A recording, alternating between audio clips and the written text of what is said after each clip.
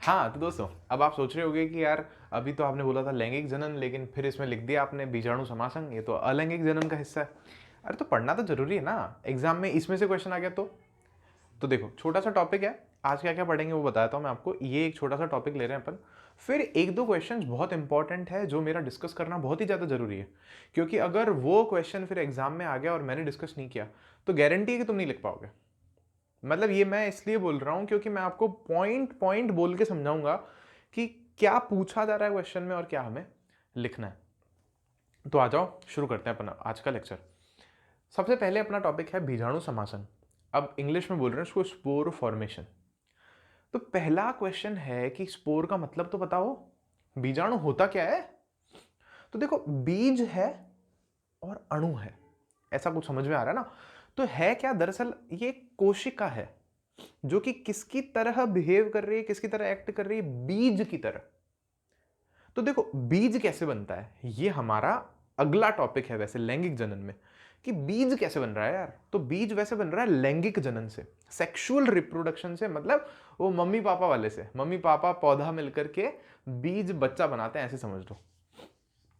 लेकिन यहां पर क्या हो रहा है, बिना मम्मी पापा के वो एक बीज जैसा कुछ बन रहा है हमारे पास में। आई बात समझ में। तो देखो बीजाणु क्या है, लैंगिक और अलैंगिक प्रजनन की एक संरचना है। अब यहां पे थोड़ा सा इस लाइन में ही आप कंफ्यूज हो जाओगे कि सर आपने तो बोला कि ये तो हम लोग पढ़ रहे हैं अलैंगिक जनन में, बोले तो एसेक्सुअल रिप्रोडक्शन में, लेकिन अब आप बोल रहे हो कि सर यहां पे लिखा है कि लैंगिक और अलैंगिक दोनों में। तो हाँ बिल्कुल सही बात है।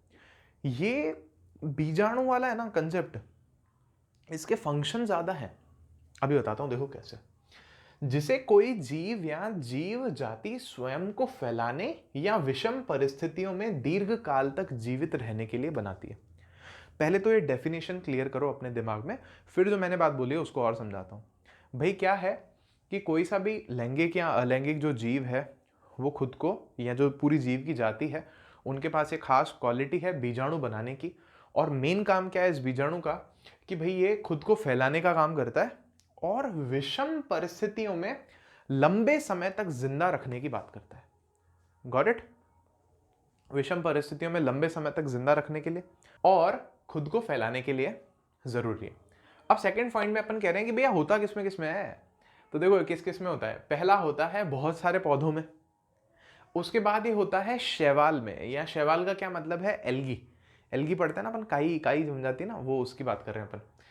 बहुत सारे पौधों में, शैवाल में, फिर उसके अलावा कवक, फंगस, वो फफूंद नहीं जमती क्या टिफिन में जो जमती है, टिफिन छोड़ दो आप 5 दिन 7 दिन कुछ मत करो उसको, या थोड़े ज़्यादा टाइम तक, अगर उसमें अंदर रोटी वोटी का टुकड़ा कुछ बचा हुआ है तो क्या आएगा, कवक, वहाँ पे फंगस जम जाती है। और उसके अलावा प्रोटोजोआ के जीवन चक्र का बहुत इंपॉर्टेंट हिस्सा है। और ये प्रोटोजोआ कहाँ होते हैं, प्रोटिस्ट होते हैं, पढ़े थे ना अपन ने। तो कहने का मतलब ये है कि ये अलग अलग में भी मिलता है। ये हो सकता है अपने को पहले वाले पादप जगत में, सॉरी पहले वाले जीव जगत में मिल जाए, दूसरे वाले जीव जगत में, तीसरे में, चौथे में, पांचवें में, सब में मिल रहा है, कहने का मतलब ये है। फिर उसके बाद क्या है हमारे पास में, उदाहरण के लिए ये हमारी किताब में उदाहरण देकर रखा है जिसको हमें ड्रॉ भी करके बताना है। उदाहरण के लिए राइजोपस की बात हो रही है यहाँ पे, का कवक जाल होता है, फफूंद जो लगती है ना अपने टिफिन में, उसी की बात हो रही है। तो ये कौन है, ये जो हमारा तीसरा जगत है ना, जीव जगत, जिसको अपन बोलते हैं माइकोटा या फंगी, फंगस, उसकी बात हो रही है यहाँ पे।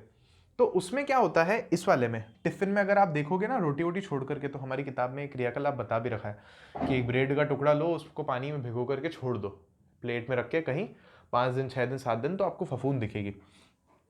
तो आप किताब में भी देखोगे इसका चित्र कैसे दे रखा है, ऐसे ऐसे कुछ डंडियां बना रखी हैं और इनमें ऊपर जो है ना ऐसे गोले बने हुए हैं, और इनमें जो है अंदर ऐसे डॉट डॉट डॉट डॉट बने हुए हैं खूब सारे।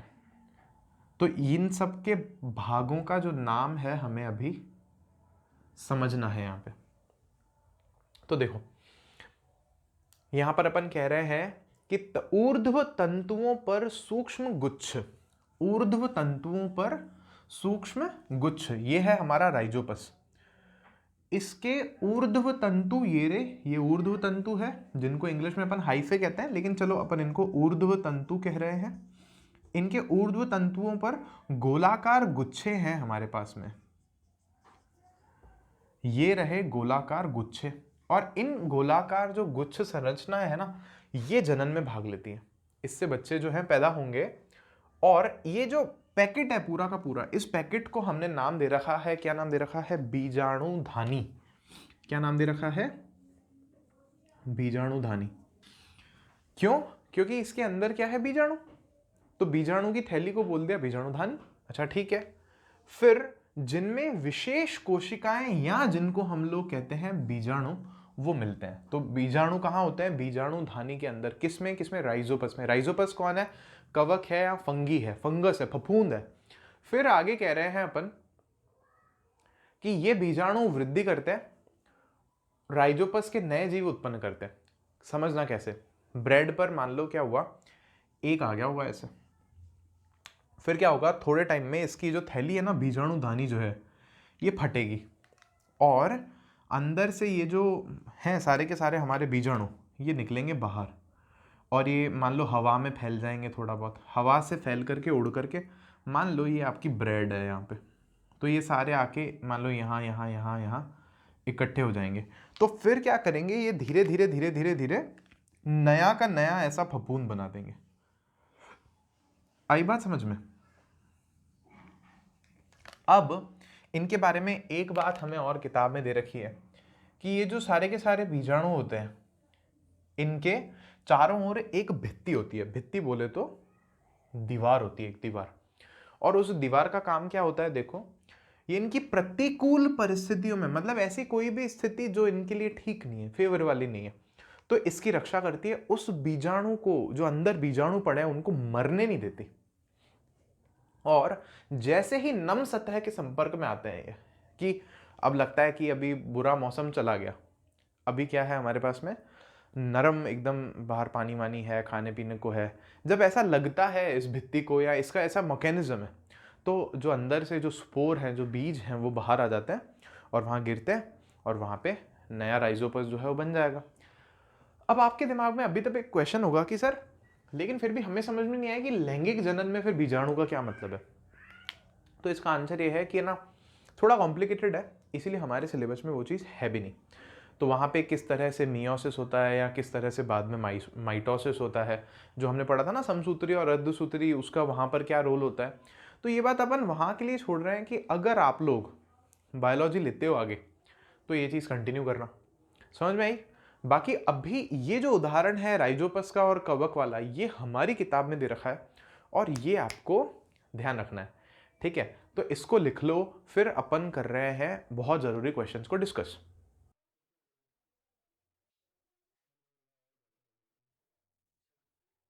देखो भाई, अब एक तो ये था कि इसको इंग्लिश में बस मैं बता दूं आपको, कहते हैं स्पोरेंजिया। स्पोरेंजिया। और स्पोर तो अपन उसको कह ही रहे हैं, बीजाणु को तो बीजाणु धानी को बोल रहे हैं, स्पोरेंजिया। चलो बता दिया मैंने आपको। क्यों बताया है कि कुछ है कि ऐसे पता चला कि यार बच्चों को लगता है कि ना, हम हिंदी मीडियम वाले जो होते हैं ना, इंग्लिश मीडियम वालों से तो पीछे होते हैं यार, इंग्लिश मीडियम वालों से तो कमज़ोर होते हैं। ऐसा कुछ भी नहीं है, दिमाग से इस बात को उठा के बाहर ऐसे नाली में, गटर में डाले हो कहीं पर। समझना कैसे, मैं भी तो हिंदी मीडियम से पढ़ा हूँ, निखिल सर भी हिंदी मीडियम से पढ़ा है, और हम लोग आज हिंदी मीडियम वाले बच्चों को भी पढ़ा सकते हैं और इंग्लिश मीडियम वाले बच्चों को भी पढ़ा सकते हैं। और केवल इतना ही नहीं, पूरा इंग्लिश में बात करके भी इंग्लिश मीडियम वाले बच्चों को पढ़ा सकते हैं। आपके पास एक फ़ायदा है, एक बेनिफिट है। क्या बेनिफिट है? आप हिंदी में ही पढ़ रहे हो और आपको हिंदी में ही लिखना है, ठीक है? इंग्लिश तो आपके लिए केवल एक भाषा है, और एक भाषा सीख लेनी है, मतलब उसको तो केवल यही समझ के सीखना है कि ये एक भाषा है और ये हम सीख रहे हैं, दैट्स इट। समझ रहे हो? तो अंग्रेजी का जो हुआ है ना, ये दिमाग से बाहर निकाल दो। पूरी कोशिश है कि अंग्रेजी भी कैसे ना कैसे करके एक अच्छे, अगर हमें टीचर मिलेंगे तो उनको ला करके यहाँ पर शुरू करेंगे। अब अगर मैं अंग्रेजी भी पढ़ाने बैठ जाऊँगा तो बाकी काम कौन करेगा? समझ रहे हो इस बात को? चलो देखो, अब दो बहुत इंपॉर्टेंट क्वेश्चन है, मतलब ये सच में ही बहुत ज़्यादा इंपॉर्टेंट क्वेश्चन है, और ये मेरे को आपको सॉल्व करवाने ही है खुद से। तो यहाँ पर देखो, पहला क्वेश्चन है हमारे पास में, डीएनए की प्रतिकृति का प्रजनन में क्या महत्व है? प्रतिकृति बोले तो फोटोकॉपी। डीएनए की फोटोकॉपी का प्रजनन में, बच्चे पैदा होने में क्या इंपॉर्टेंस है, ये क्वेश्चन है।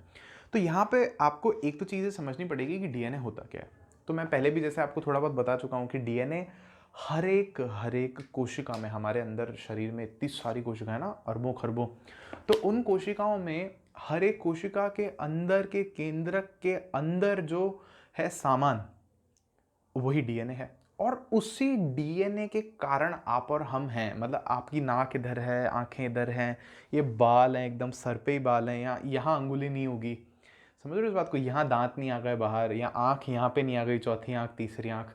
तो ये सब जो है ना, ये सब किसके कारण है? डीएनए के कारण है। तो इसकी फोटोकॉपी होना क्यों जरूरी है, ये सवाल है। बात समझ में आ गई आपको? डीएनए कहाँ पर है और फोटोकॉपी होना क्यों जरूरी है? नया बच्चा तभी पैदा होगा जब डीएनए की फोटोकॉपी होगी। फिर वो भले ही सेक्सुअल रिप्रोडक्शन हो या फिर वो एसेक्सुअल हो, मतलब या वो लैंगिक जनन हो या अलैंगिक जनन हो, उससे कोई फर्क नहीं पड़ रहा। ये दो चीज़ें हैं हमारे पास में।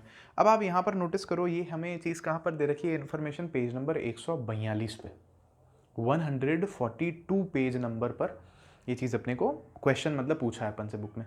तो देखो इसका आंसर मैं आपको बता रहा हूँ पॉइंट बाय पॉइंट कैसे लिखना है। तो आप सबसे पहले यहाँ पर लिखोगे कि डीएनए की प्रतिकृति बनना प्रजनन की मूल घटना है। बहुत बेसिक जो घटना है ना, अगर ये नहीं होगी ना तो बच्चा नहीं बन सकता, बच्चा पैदा ही नहीं हो सकता, नया जीव नहीं बन सकता। फिर आगे हम कह रहे हैं कि डीएनए किसी भी कोशिका को बनाने एवं कार्य करने के लिए आवश्यक अनुदेश पुस्तिका के समान होता है। अब समझना इस बात का क्या मतलब है। डीएनए के ना दो काम है। पहला काम क्या है कि कैसे बना हुआ है, कि कोशिका कैसे बनी है, और वो कोशिका का शरीर में क्या काम है। जैसे पूरे शरीर की जो बनावट है ना, हाथ की बनावट, अंगुली की बनावट, पैर की बनावट, आंख की बनावट, जीभ की बनावट, दांत की बनावट, इस बनावट के लिए भी कोई नक्शा होगा कहीं पर कि कहाँ पे किसको जाके लगना है तो ये शरीर बन जाएगा। तो ये जो पूरा एक तरह से ब्लूप्रिंट है या जो पूरा नक्शा है, वो किसके पास है? डीएनए के पास है। पहला काम किसका? डीएनए का पहला काम। दूसरा काम क्या है कि वो काम कैसे करेगा या वो क्या काम करेगा, कि हाथ को हिलाना कैसे है, या कोशिका में किस चीज को क्या काम करना है, ये सब कौन डिसाइड कर रहा है? डीएनए। तो काम कैसे करेगा वो और बनावट कैसी है वो, दो चीजें कौन डिसाइड कर रहा है? डीएनए। तो हम बाजार से जैसे कोई फ्रिज लाते हैं, कोई टीवी लाते हैं, या कुछ भी फोन भी लाते हैं आजकल, तो एक इंस्ट्रक्शन मैन्युअल आता है साथ में, एक किताब आती है कि इसमें क्या क्या फीचर है। रिमोट का आता है ना, ये बटन से ये होगा और ये बटन, हम उसको कभी पढ़ते नहीं है, यूं फेंक देते हैं ला करके।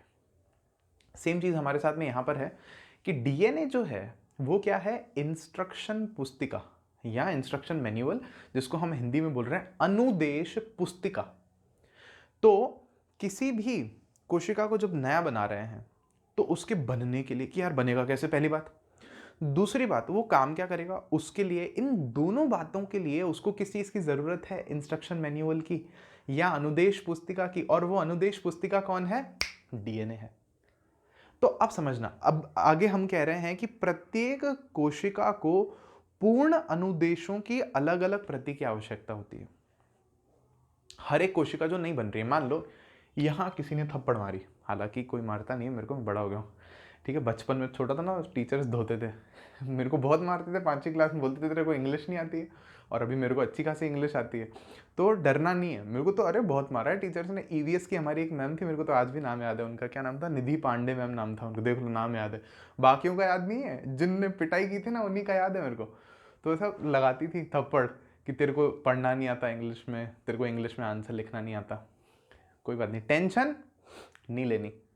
तो क्या कह रहा था मैं, हर एक कोशिका जो नहीं बन रही है उसको क्या चाहिए? सारे इंस्ट्रक्शंस चाहिए कि भैया कहाँ जाके लगें, भैया क्या काम करना है, भैया बड़े होकर के क्या करेंगे, सब पूरी डिटेल चाहिए उसको। तो वो डिटेल मिल रही है किससे? डीएनए से। अब हर एक कोशिका को अलग किताब मिलती है, पूरी की पूरी इंस्ट्रक्शन मैन्युअल की, हर एक की खुद की अलग किताब है। अब देखो, कुछ एक कोशिकाएं ऐसी होती हैं जिनमें केंद्रक ही नहीं होता, जैसे लाल रक्त कोशिका है, कणिका है हमारे पास में, रेड ब्लड सेल बोलते हैं ना इसको, उसमें डीएनए मतलब वो जो केंद्रक है ना वो नहीं होता। कोई बात नहीं, उसको छोड़ो, जिनमें है हम उनकी बात कर रहे हैं। हमारे शरीर की लगभग जो कोशिकाएं हैं उनमें केंद्रक होता है अंदर, और केंद्रक के अंदर जो है डीएनए होता है पूरा का पूरा। सही बात है। तो हर एक कोशिका को जो नहीं बन रही है ना कोशिका, उसको डीएनए चाहिए। और ये बात अपन कहाँ से आई थी? थप्पड़ से। तो किसी ने अगर थप्पड़ मारी तो मान लो 5000 कोशिकाएं मर गई। हर दिन ऐसा होता है, हजारों कोशिकाएं मरती हैं, हजारों नहीं बनती है। तो वो जो नहीं बनेगी यहाँ पे है ना, समसूत्री विभाजन से, या जिसको हम लोग बोलते हैं माइटोसिस, उससे वो कोशिका नहीं बन गई। तो जब वो नहीं बनी ना, तो पहले उसमें डीएनए की फोटोकॉपी बनेगी, समझो। क्योंकि डीएनए की वो जो फोटोकॉपी है उसी में सारा क्या लिखा हुआ है कि कैसे बनाना है, क्या करना है। तभी तो उस कोशिका को समझ में आएगा कि मेरा काम क्या है या कहां जाके लगना है। इसीलिए जैसे यहां जो कोशिका नहीं बनी ना, उसको पहली बात ये तो पता ही है कि मैं गाल की कोशिका हूं और मेरे को गाल पे से मुलायम त्वचा बनानी है। और दूसरी बात उसको ये भी पता है कि मैं अंगुली की कोशिका नहीं हूं, तो मैं अंगुली नहीं बनाऊंगी यहां पे। मतलब उसके पास पूरा इंस्ट्रक्शन मैन्युअल है कि क्या काम उसका है और क्या उसका नहीं है। आई बात समझ में? तो ये इसलिए डीएनए की कॉपी बनना बहुत जरूरी है, क्योंकि हर एक कोशिका को अपने अलग इंस्ट्रक्शन मैन्युअल की जरूरत होती है। और यही इंस्ट्रक्शन जो मैन्युअल है क्या है, डीएनए है, जिसको हम हिंदी में क्या बोल रहे हैं, इंस्ट्रक्शन मैन्युअल को हिंदी में हम बोल रहे हैं अनुदेश पुस्तिका। अभी आप में से कोई सोच रहा होगा कि सर डीएनए क्या होता है, ये तो बताओ। डीएनए होता है डीऑक्सीराइबो न्यूक्लिक एसिड। ये क्या चीज़ है इसके बारे में मैं अगले चैप्टर में आपसे थोड़ा सा डिस्कस करूंगा, इस चैप्टर में नहीं। फिर उसके बाद आप लिख सकते हो आगे कि डीएनए ही आनुवांशिक गुणों को जनक से संतति में लेके जाता है। डीएनए ही क्या करता है, जो मेरे गुण हैं ऐसे ना, बाल, आंख, नाक, मुंह, चेहरा, हाथ, पैर, ये सारे गुण ही तो हैं। बालों का कलर, आंख के पुतली का कलर, या दांतों का कलर, या और भी बहुत कुछ होता है। तो ये सारा जो है, जब डीएनए की फोटोकॉपी बनती है तो वो अगली कोशिका में जाता है। फिर वही अगली कोशिका जाकर के तो बच्चा पैदा करवा रही है ना, अपन इंसानों में भी, जो कि अपन पढ़ेंगे आगे। तो ये डीएनए ही सारे गुणों को पिताजी माताजी से लेकर के बच्चे में जाता है। मतलब जनक से संतति में, संतति बोले तो बच्चे में लेकर के जाता है। फिर इसके बाद क्या है हमारे पास में, अतः कोशिका विभाजन से नए व्यष्टि जीव बनने के लिए, नई कोशिकाएं बनने के लिए डीएनए की प्रतिकृति बनना आवश्यक है। समझे इस बात को? इसीलिए कोशिका विभाजन जब होता है ना, तो उससे या तो नया जीव बन रहा है, या मान लो कि नए जीव की कोशिकाएं बन रही है, या केवल कोशिकाएं बन रही है ना, ऐसे अपने हाथ पे तो नया जीव तो नहीं बन रहा है, कोशिका बन रही है, तो नई कोशिकाएं बन रही है। या अगर जैसे मान लो अमीबा के टुकड़े होकर सीधा ही 2 अमीबा बन रहे हैं, तो ऐसे सभी केस में क्या होगा, पहले डीएनए की फोटोकॉपी होना, डीएनए की प्रतिकृति, फोटोकॉपी का क्या मतलब है, प्रतिकृति बनना आवश्यक है, इसलिए आवश्यक है। तो ये जो मैंने पॉइंट्स लिखे हैं, आप चाहो तो वीडियो को वापस देख करके कहीं नोट डाउन कर सकते हो। बाकी ये चीज़ें मैं पूरी कोशिश करूंगा कि नोट्स में आपको प्रॉपर वहाँ पे प्रोवाइड करा दूंगा। ऐप डाउनलोड अगर नहीं की है तो कर लेना, लर्न शेयर की ऐप आपको मिल जाएगी। कहाँ से आपको मिल जाएगी? अपने प्ले स्टोर से। अब दूसरा क्वेश्चन ये कह रहा है हमें, जीवों में विभिन्नता स्पीशीज के लिए तो लाभदायक है परंतु व्यष्टि के लिए आवश्यक नहीं है, क्यों? ये समझना, अच्छे से समझना इस क्वेश्चन को। जैसे क्वेश्चन क्या कहना चाह रहा है पहले वो समझो कि बच्चे पैदा होते हैं ना, तो आप चलो इंसानों का ही ले लो, या कोई जानवर का ले लो, कुत्ते का ले लो, है ना, गाय भैंस का ले लो, या मान लो गधों का। गधों को तो क्यों ही नोटिस नहीं करते अपन इतना, कुत्तों का ले लो, बिल्लियों का ले लो। उनके जो बच्चे पैदा होते हैं ना, वो एकदम अपने माता पिता के जैसे नहीं होते। तो ये जो चेंजेस आ रहे हैं ना, ये उनके खुद के लिए कोई खास मतलब अलग बात नहीं है, नई बात नहीं है। इस क्वेश्चन को मैं अच्छे से समझाऊंगा थोड़ा सा, लेकिन उनकी पूरी जाति के लिए ये चीज़ इंपॉर्टेंट है। जैसे मैं एक छोटा सा उदाहरण लेता हूँ, मान लो कि सारे कौवे काले कलर के होते हैं। मान लो, है ना, अभी कुछ और दिमाग मत लगाने लग जाना, मैं एक एग्जाम्पल दे रहा हूँ आपको खाली, कि कौवे कैसे कलर के हैं, काले कलर के हैं।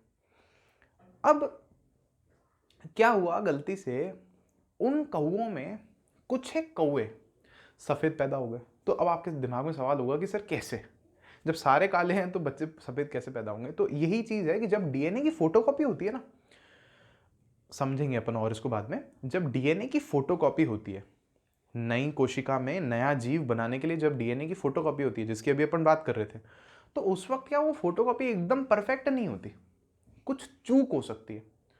वो चूक से हो सकता है कि कोई गुण आ जाए, कोई कुछ चीज़ बदल जाए, जैसे कि उसका कलर बदल जाए जीव का, है ना। तो यही मैं एग्जाम्पल दे रहा हूँ कि कौवे का कलर कैसा हो गया, मान लो सफ़ेद हो गया। और आप हो, अब आप हमारे बड़े ही होनहार छात्र हो, आपने क्या किया, इन सारे कौवों को एक थैले में पैक किया और आप इन सबको ले गए कहाँ पे, एक खतरनाक रेगिस्तान में, भयंकर रेगिस्तान में, सहारा मरुस्थल में ले गए, या किसी और मरुस्थल में ले गए।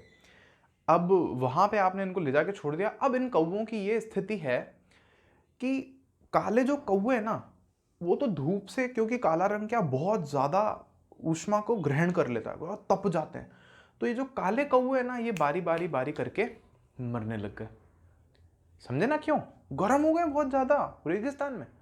लेकिन वो जो दो चार हमारे सफ़ेद कौवे थे, उनके साथ क्या स्थिति है? वो इतने गर्म नहीं होते क्योंकि उनका शरीर काला नहीं है। तो होगा क्या, वहाँ पे काले कौवे खत्म हो गए सारे थोड़े टाइम में, सफ़ेद बच गए। फिर जो सफ़ेद के बच्चे पैदा हो रहे हैं वो भी सफ़ेद हैं। ये हमें डिस्कस करना है 9वें चैप्टर में, अगले पार्ट में। लेकिन अभी क्योंकि बात हुई है तो मैं ले रहा हूँ इस एग्जाम्पल को। समझ में आई बात आपको ये? तो क्वेश्चन क्या कह रहा है कि ये जो बदलाव आया ना, उस कौवे के खुद के लिए कुछ खास फर्क नहीं पड़ रहा इससे, लेकिन पूरी जाति बच गई। नहीं तो कौवे साफ हो जाते उस रेगिस्तान में। मान लो कहीं दुनिया में कौवे नहीं बचे, या पूरी दुनिया जो है रेगिस्तान में बदल गई, तो काले कौवे तो खत्म। ये मतलब होगा ना, धीरे धीरे करके काले कौवे खत्म हो जाएंगे, सफेद ही बचेंगे काली, और कोई बचेगा ही नहीं। तो उस खुद के लिए कोई खास फर्क नहीं पड़ रहा उस कलर के बदलाव का, लेकिन पूरी जाति बच गई उससे। नहीं तो पूरी जाति खत्म हो जाती, साफ हो जाती, समूल खत्म हो जाती, जड़ के साथ जाति की जाति पूरी की पूरी खत्म हो जाती। अब उसके बाद है हमारे पास में इस क्वेश्चन का आंसर हमें कैसे लिखना है। तो आप लिखोगे जीवों में विभिन्नता स्पीशीज के लिए लाभदायक होती है, क्वेश्चन में से कॉपी। फिर आगे लिख रहे हैं परंतु व्यष्टि के लिए भी आवश्यक हो ऐसा जरूरी नहीं है। भाई हो सकता है कि वो कलर चेंज होने से उसको खुद को भी कोई फायदा मिले, नहीं भी मिले, ऐसा कोई जरूरी नहीं है कि उसको खुद को फायदा मिलेगा। कोई भी चेंज जो आया है, जो बदलाव उसमें आया है, कोई जरूरी नहीं है कि उससे उसको खुद को अकेले को भी फायदा मिले। आगे क्या है, कभी कभी पर्यावरण में जीव के निकेत में, पर्यावरण में या जीव के निकेत में, निकेत मतलब क्या, रहने की जगह, नीश बोलते हैं इसको, छोड़ो उसको, रोल होता है वैसे नीश का मतलब। निकेत आप यूं समझो जहां वो खास जगह पे रह रहा है ना, छोटी जगह पे। भाई पर्यावरण तो अपन बात कर रहे हैं तो पूरे बड़े स्तर पे बात कर रहे हैं, पृथ्वी का पर्यावरण ये हो गया और वो हो गया। निकेत मतलब छोटा। भाई हमारे अजमेर का ये जो बाग है ना, उधर बगीचा, उधर का जो निकेत है उसकी बात कर रहा हूँ, मान लो ऐसा। तो कभी कभी क्या होता है, वो निकेत में या मान लो पूरी पृथ्वी पर ही बहुत ज़्यादा पर्यावरण बदल गया, बहुत ज़्यादा गर्मी हो गई, या बहुत ज़्यादा ठंड हो गई, या बहुत ज़्यादा पॉल्यूशन हो गया दिल्ली की तरह। तो ऐसी स्थिति में क्या होगा, प्रचंड परिवर्तन होते हैं और इस प्रकार जीव का जीवित रह पाना भी कठिन हो जाता है। उधर वो जो जीव रह रहा होगा उसका जीना मुश्किल हो जाएगा। और ऐसी अवस्था में जीव की पूरी जाति सहित, जीव का पूरी जाति सहित समूल नाश हो सकता है, पूरा जाति खत्म हो सकती है। ऐसा हुआ है पुराने जमाने में, जब पृथ्वी पे बम फटे थे, वो गिरे थे मेटेरॉइट, या जो भी हिस्ट्री रही है, ज्योग्राफी में पढ़ाते हैं इसको। तो जो डायनासोर थे ना, जो परिवर्तन हुआ पर्यावरण में, वो उसको झेल नहीं पाए, साफ हो गए सारे। 2 दांत वाले हाथी होते थे ना, पहले अफ्रीका में हुआ करते थे, ठंड जब थी, आइस एज जिसको बोलते हैं, उसमें वो साफ हो गए पूरे के पूरे। क्यों? क्योंकि पृथ्वी गर्म हुई है ना, धीरे धीरे गर्म हुई पृथ्वी, अभी भी गर्म हो रही है, तो वो झेल नहीं पाए, खत्म। ये हुई है ये चीज़, समझ रहे हो? तो जैसे परिवर्तन हुआ पर्यावरण में और वो जीव झेल नहीं पाया उसको, तो सब खत्म, समूल नाश भी हो सकता है। लेकिन अगर उस स्पीशीज के कुछ जीवों में विभिन्नता होगी तो उनके जीवित रहने की कुछ संभावना होगी। अगर कुछ में भी अगर कोई चेंज आ जाता, मान लो उन हाथियों में कुछ चेंज आ गया होता, उनका कलर बदल गया होता, या उनके अंदर कुछ ऐसा बदल गया होता कि वो गर्म माहौल में रह लेते, तो आज भी होते, वो पूरी जाति बच जाती ना, जाति खत्म नहीं होती। फिर उसके बाद क्या कह रहे हैं, उदाहरण के लिए यदि वैश्विक उष्मीकरण के कारण जल का ताप बढ़ जाता है, ये उदाहरण हमें चैप्टर में दे रखा है यहाँ पे, और अगले चैप्टर में कि क्या है कि मान लो वैश्विक उष्मीकरण का क्या मतलब है, ग्लोबल वार्मिंग। ग्लोबल वार्मिंग आजकल अपन गाड़ियाँ चला रहे हैं, बहुत ज़्यादा पॉल्यूशन कर रहे हैं, बहुत ज़्यादा इलेक्ट्रिसिटी बना रहे हैं, उससे कार्बन डाइऑक्साइड निकाल रहे हैं, मतलब अपन बहुत ज़्यादा कुल मिलाकर के तबाही कर रहे हैं पूरे विश्व में। तो उससे क्या हो रहा है, पृथ्वी का जो तापमान है ये बढ़ रहा है। ये भी टॉपिक हमें आखिरी के चैप्टर्स में डिस्कस करना है, वहाँ पे वैश्विक उष्मीकरण को देखेंगे, ग्लोबल वार्मिंग क्या चीज़ है। तो तापमान बढ़ा बढ़ा बढ़ा, मान लो कि आने वाले 20 सालों में क्या होता है, समुद्र का तापमान, अगर मान लो आज एवरेज तापमान अगर समुद्र का, जैसे मान लो हिंद महासागर का बोले अपन, मान लो एवरेज तापमान है वहाँ का 30 डिग्री सेल्सियस, मान लो वो 35 हो जाता है 20 सालों बाद, या 30 साल बाद, या 40 साल बाद, तो क्या होगा कि उसमें जो बहुत सारे मान लो जो जीवाणु रह रहे हैं, बैक्टीरिया रह रहे हैं, वो उनका ये फिक्स है कि भैया 32 से अगर ज़्यादा टेम्परेचर होगा तो ख़त्म, सब मर जाएंगे। तो अगर 35 जाएगा तो सब मर जाएंगे, सारे जीवाणु ही खत्म। यार तो गड़बड़ हो जाएगी। तो अगर मान लो उनमें से कोई कुछ एक ऐसे जीवाणु हैं, उन्होंने क्या कर लिया अपने अंदर, मान लो कोई ऐसी दीवार वीवार बना ली, या खुद के शरीर के अंदर कोई पंखा लगा लिया या कोई कूलर लगा लिया, या कुछ ऐसा बदलाव लेकर के आ गए कि अब अगर 35 भी तापमान हो जाएगा, 37 भी हो जाएगा, तो वो मरेंगे नहीं। तो इससे क्या होगा, उनको खुद को कोई खास फायदा नहीं मिलेगा, लेकिन उनकी जाति बच जाएगी पूरी की पूरी। समझ में आई बात? तो यही कह रहे हैं देखो कि अगर जल का ताप बढ़ जाता है तो शीतोष्ण में पाए जाने वाले जीवाणुओं की समष्टि के अधिकतर जीवाणु व्यष्टि मर जाएंगे, खत्म। जो इंडिविजुअल्स है, व्यष्टि का मतलब क्या होता है, एक इंडिविजुअल व्यक्ति, तो वो जो है मर जाएंगे। परंतु उष्ण प्रतिरोधी क्षमता वाले कुछ जीवित रहेंगे, है ना। कुछ जीव जो होंगे जिनमें क्या आ गई है, उष्ण प्रतिरोधकता, हीट रेजिस्टेंट, अभी उनको गर्मी से फर्क नहीं पड़ता, तो वो क्या रहेंगे, जीवित रहेंगे और वृद्धि भी करेंगे। और इसके अलावा भी जो विभिन्नताएं आती है ना, उसका क्या महत्व है वो भी सुन लो। इसके अलावा विभिन्नताएं जीवों को भिन्न भिन्न व्यक्तित्व प्रदान करती हैं। जो भी चेंज, जैसे मान लो अभी रूम में राजेश बैठा है, मैं हूँ, आप हो, निखिल सर है, या कोई भी और अपने साथ में सर हैं, कोई भी है, तो हम सब एक दूसरे के जैसे नहीं दिखते, अलग अलग दिखते हैं। तो इससे हमें क्या मिल रहा है, अलग व्यक्तित्व मिल रहा है ना, अलग पर्सनैलिटी मिल रही है ना, हम अलग पर्सन हैं, अलग व्यक्ति हैं। एक सब जने एक जैसे होते तो गड़बड़ होती ना यार। हम कैसे हैं, सब जने अलग हैं। तो ये किसके कारण है, इन परिवर्तनों के कारण ही तो है। समझ रहे हो ना, आप अपने भाई से भी अलग होगे, बहन से भी अलग होगे, जबकि हो आप एक ही मम्मी पापा के बच्चे, लेकिन फिर भी आप अलग हो। तो ये अगर सब सेम होते पृथ्वी पे, सोच के देखो एक बार, तो क्या भयंकर भसड़ मच जाती, कंफ्यूजन क्रिएट हो जाता। तो हमें सबको क्या मिलती है, व्यक्तित्व मिलता है, इससे आइडेंटिटी मिलती है, और इसी के कारण हम एक दूसरे को पहचान सकते हैं। और लास्ट में एक पॉइंट आप यहाँ पर ये भी लिख सकते हो, ये बहुत इंपॉर्टेंट पॉइंट है, ध्यान से समझना। विभिन्नताएं जीवों के क्रमिक विकास में कच्ची सामग्री की भांति उपयोगी हैं। क्रमिक विकास में, ये हम पढ़ेंगे 9वें चैप्टर में, जिसको बोलते हैं इवोल्यूशन। क्रमिक विकास का क्या कह रहे हैं, ग्रेजुअल इवोल्यूशन। इवोल्यूशन बोले तो विकास कि बोलते हैं ना ऐसा, वो डार्विन वार्विन, कि वो पहले ना इंसान बंदर की तरह ऐसे ऐसे करके चलता था, फिर वो ना ऐसे सीधा हो गया, फिर बाल थे, फिर वो पूरे, वो मेंटोस का ऐड देखा होगा आपने, कि बंदर भागता है, फिर वो खड़ा होता है, फिर डंडी वंडी हाथ में आती है, फिर आग लग जाती है तो उसके सारे बाल जल जाते हैं, फिर वो इंसान बन जाता है। तो उसको अगर हम माने तो ये सब क्या हो रहा है, इसके कारण हमारा इवोल्यूशन हो रहा है, वृद्धि हो रही है ना, एक तरह से विकास हो रहा है हमारा। तो उस विकास, वो विकास क्यों हो रहा है, क्योंकि धीरे धीरे चेंज आ रहा है। जैसे मान लो कि आज से, मान लो मैं एक ऐसे रैंडम एग्जांपल ले रहा हूँ, 10,000 साल पहले जो इंसान थे ना, उनके शरीर पे बाल ज़्यादा थे, मान लो। फिर वो इंसान बहुत ज़्यादा किसी ऐसे इलाके में रहने लग गए जहाँ बालों की ज़रूरत नहीं थी। फिर धीरे धीरे कुछ एक ऐसे बच्चे पैदा हो गए जिनके बाल नहीं थे और उनका काम बढ़िया चल रहा था। तो चेंज आ गया ना। कब आया, डीएनए कॉपी बनते वक्त आया, डीएनए की प्रतिकृति बनते वक्त आया। और फिर वो लोग अगर ज़्यादा बढ़िया रह लिए तो फिर उनके जो भी बच्चे पैदा हो रहे हैं उनमें बाल कम है। मतलब एक मैं रैंडम एग्जाम्पल ले रहा हूँ ऐसे ही। तो बस मैं आपको क्या कहना चाह रहा हूँ, इन बदलावों के कारण, इन छोटे छोटे बदलावों के कारण ही काफ़ी सालों बाद, 100 साल बाद, 1000 साल बाद, लाख साल बाद जीवों में क्या आते हैं, परिवर्तन आ जाते हैं, बहुत बड़े परिवर्तन आ जाते हैं। जैसे आज से 500 साल पहले के जो लोग थे वो बहुत ज़्यादा हट्टे कट्टे होते थे, राणा प्रताप, राणा सांगा, तो बड़े बड़े, उनके आज भी म्यूजियम में जाकर के तलवार देख लो, 100 किलो की तलवार होती है, 50 किलो की तलवार होती है ना। 100 किलो का उनका पूरा ऐसे सूट होता है, पूरा पहन के वो चलते थे युद्ध लड़ने के लिए। अपन पहन सकते हैं क्या, अपन तो सो जाएंगे उसको पहन करके, पहन के उठेगा ही नहीं ना, सो ही जाएंगे उसको। समझ में आई बात? तो धीरे धीरे क्या हुआ है, विकास हुआ है। और वो विकास किन परिवर्तनों के कारण आया है, इन परिवर्तनों के कारण ही आया है। क्लियर हुई ये बात? तो आई गेस मैंने बहुत ज़्यादा टाइम ले लिया है आपको दो ये क्वेश्चन समझाने के लिए, लेकिन ये दोनों क्वेश्चन ऐसे हैं जिनका आंसर बच्चों से लिखा नहीं जाता है, इसलिए मैंने ये बात आपके सामने ली है। चलो अब मैं बहुत ज़्यादा नहीं खींच रहा हूँ इसको, नेक्स्ट वीडियो में अपन फिर प्रॉपर एक नया टॉपिक चालू करेंगे, और वीडियो के लास्ट में फिर अपन क्वेश्चंस को डिस्कस करना चालू कर देंगे, नहीं तो फिर क्वेश्चन अपने रह जाएंगे। चलो thank you so much, bye bye.